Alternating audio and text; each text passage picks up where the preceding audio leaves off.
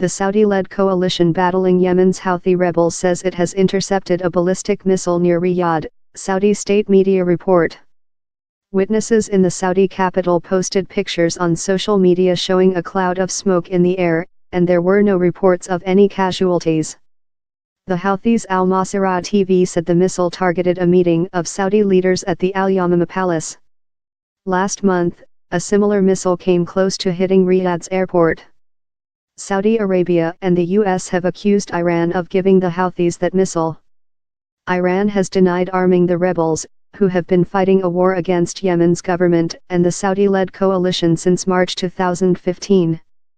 A report on Al Masirah's website cited the Houthis' missile forces as announcing the launch of a Burkan 2 missile on Tuesday afternoon in response to the heinous crimes committed by the Saudi aggression against the people of Yemen. The missile targeted a meeting of the leadership of the Saudi regime in Al Yamamah Palace in Riyadh, during which Crown Prince Mohammed bin Salman was expected to discuss the kingdom's annual budget, Al Masirah said. The palace is the main headquarters of the king's office and the royal court. Minutes later, Saudi state-run Al Ikhbariya TV reported that a missile had been intercepted south of the capital.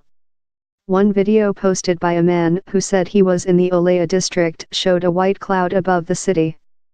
The sound of an explosion can then be heard. The official Saudi press agency later cited a coalition spokesman as saying that the missile had been fired indiscriminately towards residential areas of Riyadh, and that it had been intercepted by a Patriot missile south of the city without causing damage or casualties. The spokesman said the attack proved that Iran was continuing to support the Houthis in defiance of 2 UN Security Council resolutions, and that the missiles it was supplying were threatening regional and international security. Saudi officials said US-supplied Patriot batteries intercepted the Burkan 2 missile fired at Riyadh's airport on November 4. But analysts have cast doubt on that assertion and said the missile's warhead landed close to the domestic terminal. The coalition tightened its blockade of Yemen in response to that attack, saying it wanted to halt the smuggling of weapons from Iran. But the UN warned that the restrictions could trigger the largest famine the world has seen for many decades. Although the coalition later eased its restrictions, allowing humanitarian aid to be delivered to Houthi-controlled ports and airports, commercial shipments of food and fuel are still blocked, causing severe shortages.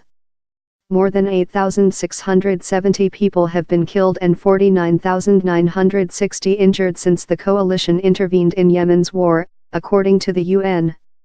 The fighting and the coalition blockade have also left 20.7 million people in need of humanitarian aid, created the world's largest food security emergency, and led to a cholera outbreak that is thought to have killed 2,219 people since April.